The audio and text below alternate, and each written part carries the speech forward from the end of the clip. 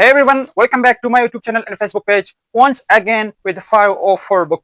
Today we are going to talk about unit number 15 of 504 book. Before this, we have discussed 14 chapter of 504 book. The whole book contains 42 lessons and today's chapter is very important.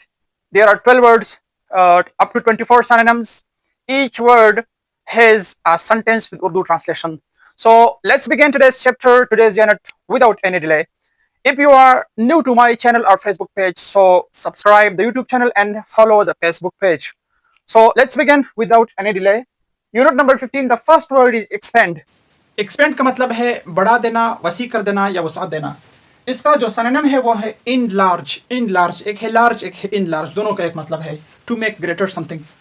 Increase, increase का मतलब है बढ़ाना। Synonym तो है, related words है, ज़रूरी नहीं है कि उसी तरह मानी दे, पर उससे मिले जुले अल्फाज। इसके यूजेज में, इनके यूजेज में काफ़ी फ़र्क हो सकता है।